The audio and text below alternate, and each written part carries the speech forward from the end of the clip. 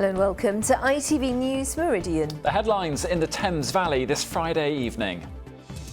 The Basingstoke tower block covered in similar cladding that went up in flames at Grenfell. Residents' anger at another delay to remove it. Imagine you were living in Grenfell the day before it burnt down and somebody said it could burn down tomorrow. That's how we feel. Reunited with a stolen car that's vital for Delilah, how social media helped track it down. Also tonight, out in the wilderness, thousands of festival goers arrive in Oxfordshire for music and arts, and maybe a few heavy downpours.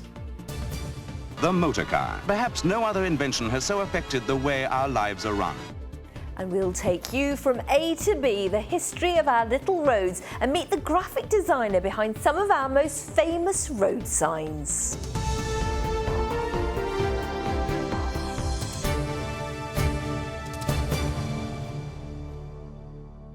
Good evening. There's serious concerns for residents in a block of flats in Basingstoke after work to remove potentially dangerous cladding was delayed. The safety risk was identified 2 years ago, with work due to start in the next few weeks.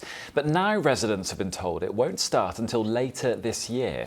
The company responsible has tonight apologised and said the delay was due to extra preparations that are needed. Here's Mike Pearce. Crown Heights, with 250 flats in the centre of Basingstoke, was built with cladding similar to Grenfell Tower. The issue is a fire could spread to the entire building because there are no barriers or fire breaks to stop it. The problem was identified in 2020, causing serious concern for many residents. Angered it still hasn't been fixed. Imagine you were living in Grenfell the day before it burnt down and somebody said it could burn down tomorrow. That's how we feel. It could. We've got the same cladding as Grenfell. We could have that situation. So you feel very unsafety in this building because the sooner we came to know about the Grenfell, that's a nightmare. Every day we are living at risk because we don't know what will happen if the similar situation occurs here. How do you feel at the fact of this yet another delay now? Do you know, I've had to push all this to the back of my head because it bothers me so much. I get emotional about it. I get worried about it. Last year, Barratt Development signed a legally binding contract to fix the problem. The work was due to start next month but has now been delayed until November. A new fire detection system has been installed, but with the cladding still in place, residents can't sell their homes and service charges are over £3,000 a year to pay for increased insurance. We can't sell it, we can't mortgage it, remortgage it, so we are stuck. But now... Concerns for your safety? Yes. Definitely it does concern because we live in a two-bedroom flat and his mother, who is 83, she just moved in with us. For the last 2 years she lives with us. The cladding contains expanded polystyrene which can be flammable. Basingstoke and Dean Borough Council and the local MP have expressed their concern. If I imagine that situation of fire, it is really concerning. What do you want to see now? I want to see the commitment of Barratt Homes to deliver this project, fix these ones on priority basis within the timescales. I know the starting line has changed, but they can do everything they can to keep the finish line as it is. In a statement, Barratt Development say they're sorry for the small delay to the start of work, which they blame on allowing the contractor more time to prepare. They say they've already met with residents to let them know work is now due to start early in November and say they'll keep them fully informed of progress all the way through. But those here say it can't start soon enough. Mike Pearce, ITV News, Basingstoke. A TikTok influencer and her mother accused of killing 2 men from Oxfordshire during a high-speed car chase after ambushing them have been found guilty of murder. Saqib Hussain and Mohammed Hashim Ijazuddin, both 21 and from Banbury, died when their car left the A46 near Leicester last year. 24-year-old Mehek Bukhari was said to have taken part in the ambush after Mr Hussain threatened to use sexually explicit material to expose a long-running affair he had had with 46-year-old mother Ansreen Bukhari. The mother of a poorly girl from Andover has praised the power of social media after being reunited with her stolen car. Chloe Farron's car was found after she put out an appeal on Facebook when it had been taken from outside her home. Her daughter's wheelchair and medical equipment were inside. Delilah's wheelchair was damaged during the theft, but it's hoped it could be fixed along with the family's faith in humanity. After having my car taken, I just kind of lost faith in people, and then for somebody to be so honest that he'd found it, and you know, we don't have anything to offer, there was no reward, so yeah, that was a really big moment. And then I just kept thinking, like, we've got our freedom, yeah, it just kind of opened up the world again for us. Now, thousands of people are braving the weather and have arrived at the Wilderness Festival in Oxfordshire. Artists including Fatboy Slim and the Sugar Babes will be on stage. Here's Natalie Verney. I'm backstage at Wilderness here. The main stage is over there. You might be able to hear the music. We've come here because it's a little bit quieter. Everyone comes here for the music, but this festival prides itself on being a little bit different as well. I mean, there's not many places that you can go to where you can go for a row on the lake in the morning, take a yoga class in the afternoon, have food cooked by a Michelin-starred chef in the evening, and then party hard until the early hours in the evening. There might not be much sun here this weekend, but everyone that we spoke to earlier was having the best time. Amazing. Love it. Amazing. Really friendly, really chilled. Really lovely. chilled, really good atmosphere. Dry today. Oh yeah, no, right. Not today. Weather is being kind to us. Just a good mix, like chilled in the day, loads of funny stuff to watch, and then party in the evening. So, we struggle with the dress up as well. So. Oh, yeah. Lots of fancy dress. How colourful it is and how much effort everyone goes to. Everyone's gone so much effort. Yeah. Everyone's really friendly and like. And I've been looking for an excuse to wear these glasses, so you know. There is a huge focus on wellness here, with every class imaginable to soothe the body and the mind. We headed down to the outdoor spa earlier to find out what they have on offer. So we're in the wellness area now. I can see behind me there's lots of people enjoying a hot tub. That's something I haven't seen at many other festivals. It's a really big focus here, isn't it, wellness? Yeah, it's one of our top 5 pillars, we say, of the festival, with sort of music and feasting, and wellness is kind of up there, which you don't usually get at a lot of kind of mainstream music festivals, I guess. Like most of them nowadays will have a wellbeing area, but it'll be kind of maybe one tent that facilitates sort of some yoga classes throughout the weekend, but nothing to the extent that we have here. No. This is one of the only festivals in the UK to work with the charity Festival Spirit. They make it possible for people to attend who would otherwise be unable to because of a life-limiting illness or because of a disability. They go way beyond accessible camping. Earlier I met with Murray, who's come back here for a second year in a row. Well, it's massively inclusive, massively important for me. I mean, without this equipment, I wouldn't be able to do that. Enjoy the music, enjoy the food, meet new people, and to do it safely. We call it facilitated glamping for those people. So we set up this wonderful, colourful marquee that you've seen, and inside there we create a number of bedrooms for people using curtaining, and inside that they've each got an electric profile bed, so they can sleep at whatever height or angle they need. They have a camp bed for their carer to sleep in with them if that's what they need. And we also have things like electric hoists for transfers to and from chair to bed, and even shower chair commodes. And we even heat the tent for those who can't regulate their own body temperature very well. So yeah, we make it happen for people who might otherwise think that it's just not possible. Well, with me now is Rory, one of the chief organisers of Wilderness. Thanks for joining us. We just heard from Festival Spirit there. It's incredible what they do. Why is it important that this festival is accessible to everybody?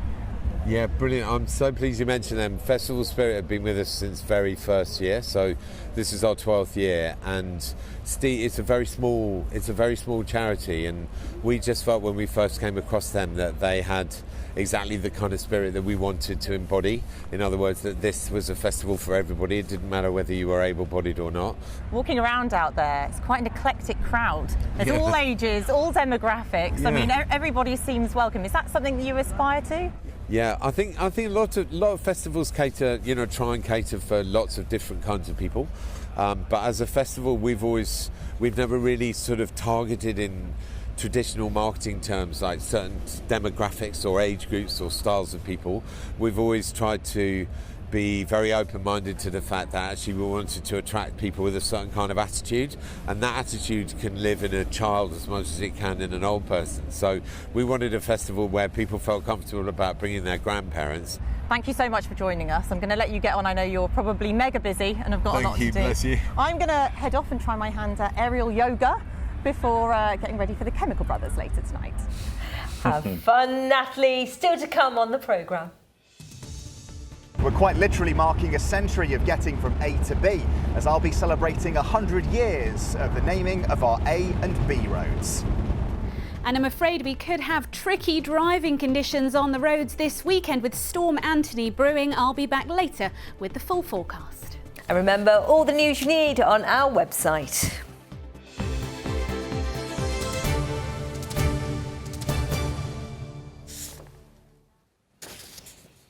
Now, the aircraft carrier HMS Prince of Wales arrived in Portsmouth this afternoon, travelling down from Scotland, where the £3 billion warship was being repaired. It's taken almost a year of work on the 65,000-tonne vessel, which broke down off the Isle of Wight last August. Live now to Derek Johnson at the Round Tower, where people gathered to watch her return. Derek, back in her home port at last. Yes, you should be able to see her behind me. We're actually at Spice Island. She's berthed next to her sister ship, the carrier HMS Queen Elizabeth. She came back this afternoon to be greeted by simply hundreds of well-wishers who line the old Portsmouth city wall and the shoreline beyond that, having spent a long time undergoing extensive repairs in dry dock in Scotland. A lot of people came out not just because this is a Navy city, the Navy city, but because they have friends and relatives aboard. Brought him down to see the ship coming in for the first time for us, so I thought we'd bring the baby. Why is it special then? My partner's on the ship, so I'm watching him come in. It's been a long time. How long? 2 months. It's long to me. We're here to welcome back my sister from the Prince of Wales, and we've travelled from Dudley in the West Midlands today to be here. I'm here because my son's on the Prince of Wales. It's his first ship. He joined it about 4 weeks ago, and we live locally, so I thought I'd better come down and cheer him on. Derek, and the Prince of Wales said to be one of the most advanced warships in the Navy, so why did she break down so quickly? That was indeed controversial. We are told these things are not unusual with what are major pieces of machinery. There was a problem with the propeller or the propeller system, and I think some damage to the rudder that kept it in dry dock for a long time. It was there for so long that the Defence Secretary had to come and deny rumours that it was being stripped for parts for its sister ship. It hasn't been, and it's back here ready for deployment. So tell us, what will she be doing going forward? She has a very illustrious role. She will become the flagship of the fleet in 2025. Some criticism, though, why are we building these huge ships? Why not smaller, leaner, cheaper craft to tackle things like the piracy problem and the migrant boats? But others say we need these huge vessels at a time of great danger overseas. A lot of our imports are from seas, and we are told, a commanding presence in the oceans. But it won't be going anywhere right away. There'll be a short period where they'll undergo some various training exercises to get the ship's crew back up to speed, to make sure that they're ready for action, which covers a whole range of things, just from the sailing of the ship, but also things like fire safety, and of course also its role as a warship. So Prince of Wales will be deployed to the eastern part of the USA in the autumn, and it will play around with aircraft and all sorts of drones as well. Derek, live in Portsmouth tonight, thank you. Now, there'll be no trains tomorrow to or from Brighton Station because of industrial action and an overtime ban by Train Drivers Union ASLEF. There will, however, be extra coaches put on by National Express as the city celebrates Brighton Pride. Yeah, the parade will make its way from Hove Lawns to Preston Park, and roads will be closed from 9 a.m. to 4 p.m. as thousands of people enjoy the event. Hopefully not too wet, although there is a yellow weather warning in place. We can speak now to Paul Kemp, Managing Director of Brighton Pride. Paul, so the big question, are you ready for the big event? Absolutely, you know, we are here on Preston Park, and actually it's relatively dry at the moment, so it's been a difficult build, you know, but we're certainly ready to go. I bet so many people are excited for the weekend. It's such a shame about the train strike, though, and the weather. Normally the sun shines, doesn't it? Any contingencies for the strike and the rain tomorrow? Well, actually, we've got a very good relationship with GTR, and we're disappointed this year trains aren't running, and they've basically cut the city off from the rest of the country. So hopefully we can, build that relationship again next year, and we can get back to a position where we can bring people into the city. It's the main transport into Brighton and Hove. Absolutely, and we're telling people to make sure they wear their kind of Glastonbury ponchos to make sure they stay dry, and please look out on social media for any updates, but we are going ahead with the activity, and anyone travelling into the city, we want them to stay safe, so please travel safely. Paul, great advice there. But for us in this region, this is the biggest Pride event. It's beautiful, it's gay, it's proud, and some great headliners to look forward to. Absolutely. Steps on Sunday, hopefully some sun, and Black Eyed Peas, and so many other things across our sites, and Brighton will be alive regardless. It's a great city to come and celebrate Pride. So, please come and join us if you can, and, we won't let a bit of rain and stop us, we'll have a good time. And Paul, it's a big anniversary this weekend, isn't it? It's the 50th anniversary, actually, the first march in Brighton and Hove. So, 50 years ago, some very, very brave people went out and did the first march, had a picnic, probably about 20 or 30 people, and obviously Brighton, Pride has now grown into this really big event that people can come out and celebrate and enjoy the city. Well, all the best. Our cameras will be there. Good luck to you, Paul. Thanks very much for having me on. Yeah, and if you're going, have a brilliant Pride weekend. Don't forget your poncho, though. No. For more details of the road closures in Brighton and what's happening and when, on our website. Now, Sarah's here with a weekend sport, and it's a packed weekend, isn't it? It certainly is. Thank you, Luke. Yes, just over 3,000 Southampton fans are making the 8-hour round trip to watch their team take on Sheffield Wednesday tonight for the start of their championship campaign. Saints, led by new boss Russell Martin, hope this will be a brief stay in football's second flight before bouncing back to the Premier League. It's a really exciting game to be involved in. The players have to get used to now a different mentality for the teams facing them, for sure, because as a relegated team from the Premier League, you have a target on your back, and people are desperate to prove that they can beat you, and that you're no longer in the Premier League and all that stuff. So I've been there as a player myself, so that is a different challenge for the players, a different mentality. Meanwhile, another of our teams in a new division and with a new manager, Reading, are hoping to put at least some of their troubles behind them with victory at home over Peterborough in their League One opening match. The club have had their latest transfer embargo lifted. Some fans, though, are thought to be preparing to protest against the club's owner, Dai Yong, at tomorrow's game. And elsewhere, the opening games for this EFL season see Oxford United at Cambridge, Portsmouth host Bristol Rovers, Swindon are at Colchester, and Crawley Town host Bradford. And once those games have been played, it's the turn of the Lionesses in Monday's World Cup last 16 match against Nigeria, with Serena Wiegman's team in a confident mood following their 6-1 win over China. And in the Netball World Cup, England play New Zealand in tomorrow's semi-final following their historic victory over Australia. Former Reading Bluecoats school pupil Fran Williams is hoping to emulate her performance in that final group match, with her crucial interception in the dying seconds helping to seal the win. Glorious Goodwood has continued today, with Frankie Dettori enjoying his final week of competition at the famous Sussex meeting. Dettori claimed the Bonhams Thoroughbred Stakes with a perfect ride on Epictetus, creating an upset for 4-6 favourite Nostrum. Obviously, once I got the gap, then it was up to him to do the rest. Brian wasn't stopping, so he should have a good turn of foot. Now we got the distance right, we can concentrate for the mile races. Out on the water off the Isle of Wight, the annual Cowes Week regatta has continued today. Having lost 2 days of sailing due to high winds earlier in the week, today action resumed ahead of tonight's big prize-giving ceremony. And the fourth round of the UK's biggest motocross series is being staged in Wiltshire this weekend, with more than 20 races across 2 days at Cusses Gorse near Amesbury. Some of the world's best riders will compete in this latest stage of the British Championships. And some of those competitors are as young as 10 years old. It's incredible what they can do. It beats riding around the block, doesn't it? Yeah, it looks really great. Great stuff. Brilliant. Thank you.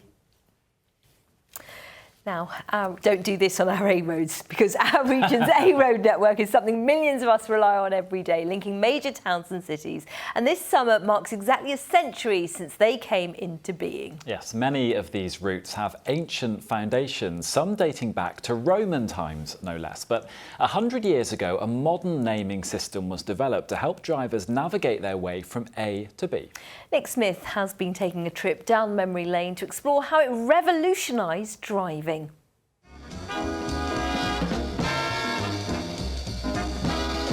The motor car. And perhaps no other invention has so effectively affected the way our lives are run. The early 20th century saw the birth of the motoring age. But just as cars started to revolutionise our world, our road network had to adapt to match their capabilities. Before our expansive motorway network was built, A roads were our vital link between our major towns and cities. But their predecessors were often given ad hoc names, and if you weren't local, you might struggle to find your way around. That was until in 1923, a standardised system of numbers and letterings came into the naming convention, and our A and B roads were born. A zoning system was devised under the Great Trunk Roads Act, based on routes leading from certain regions to London. So most A roads in the south of England start with the number 2, 3 or 4, including the iconic routes like the A4 Bath Road, the A303 and the A3. The A3 is 67 miles long and it connects London and Portsmouth. It's a historic route and it's something that we're committed to improving and maintaining in the future. By having a road numbering system, it allows people to plan their journey by referring to the specific route that they're taking and allow them to differentiate themselves between one part of the country and the routes within that one and another.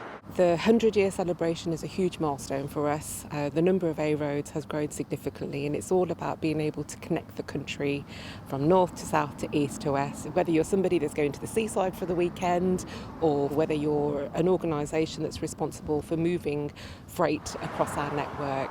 Meanwhile, the iconic design of our road signage is celebrating a 60-year milestone. Until the early 1960s, place names or driver warnings were presented in block capitals, often difficult to read when driving at speed. But the War Boys report in 1963 backed a pictogram system of symbols and using lowercase lettering for place names, making them easier to decipher from a distance. Margaret Calvert was one of the lead designers and tells me at the time it was a huge undertaking.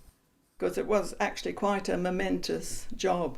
Probably the largest graphic design job ever undertaken, because it was a complete system. I know I spent a lot of time working on them, especially the deer and the cow and the horse, the roadwork sign, which people tend to think it's a man having difficulty with a large umbrella. I don't mind that. I get teased about it quite a lot, but it doesn't worry me. So next time you're trundling down your local A road and passing those signs to direct you on your trip, remember, they've had quite a journey of their own too. Nick Smith, ITV News. Who knew? A man having difficulty with a large umbrella. That will be all of us, I think, tomorrow. Isn't that right, Pip? It is, yes. Another very autumnal day on the way for August. In fact, the Met Office have named Storm Anthony, the low pressure coming our way. Let's take a look at how things will unfold tomorrow. So here comes Anthony working its way eastwards through the course of tomorrow. Much like that low pressure system we saw on Wednesday, it'll bring a spell of persistent rain, followed by plenty of showers and throughout some very strong winds. Now, the Met Office have a yellow wind warning warning coming into force tomorrow. Widely in this yellow area, we'll be seeing gusts in the region of 40 to 50 miles per hour, but around the coast in particular, we could well exceed that, perhaps 60 miles per hour or more. So of course, likely to have a bit of disruption. It's a busy day on the roads. It's the weekend, it's the summer holidays, and of course, lots of people out camping, marquees, gazebos. So really important to just keep a check on the latest forecast. Yeah, do look after yourself. You'd have to think that what else is the weather going to throw at us this summer, though? Yeah. We've had it all, haven't we? But a named storm this early in the year. Is that usual? Now you say early. It's actually relatively late because the storm naming season runs from the 1st of September till the 31st of August. The Met Office started preemptively naming storms way back in 2015.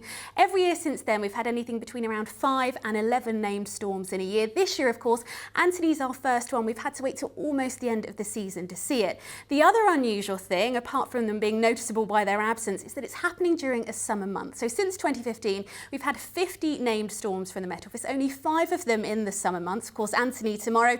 These were the last 4 we had. So Hector, June 2018, Ellen and Francis, August 2020. That was a busy August. And most recently, Everett in July 2021. But whilst it has been a very quiet year so far, storm-wise, nothing quiet about the weather tomorrow. Here's all the details.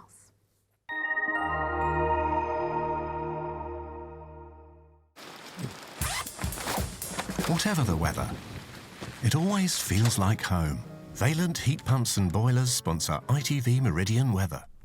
So Storm Anthony on the way as we head into the weekend. As a result, we do have that strong wind warning in force, some significant gusts and the risk of some disruption as a result. Out there at the moment though, things relatively quiet for the time being. A good deal of dry weather through this evening and tonight, some clear spells for a time as well. But as we head towards dawn, the cloud starts to thicken, the rain moves in from the west and the winds start to freshen as well. And then tomorrow morning, things really go downhill. That rain spilling its way quickly northeastwards, heavy, persistent at times, that wind warning coming into force. And as I said, gusts along parts of the coast could reach around 50 to 60 miles per hour, perhaps a little higher than that in the most exposed locations. As a result, temperatures really struggling tomorrow. Highs probably just 18 or 19 degrees. And worth noting that those strong winds around the coast could easily combine with the highest of the tides in the afternoon, those generally falling between around 1 and 3 p.m. So the latter part of tomorrow still very windy and unsettled, plenty of showers following the rain, but overnight into Sunday things gradually quietening down. Storm Anthony moves off to the east, the isobars open out, the winds begin to ease down, and Sunday itself overall a much quieter day. More in the way of sunshine, certainly the potential for a few showers on the cards, but nowhere near as wet or as windy as it will be tomorrow. Do take very good care. Bye-bye for now. Valent Heat Pumps and Boilers sponsor ITV Meridian Weather. So umbrellas and ponchos definitely needed for the weekend. Now in just a moment, the ITV Evening News continues with Lucrezia and Millerini. I'll have your Friday night late news at 10:30. But from all of us here on the Good Ship Meridian, thank you for your company this week. Have a great weekend. Bye-bye. Bye-bye.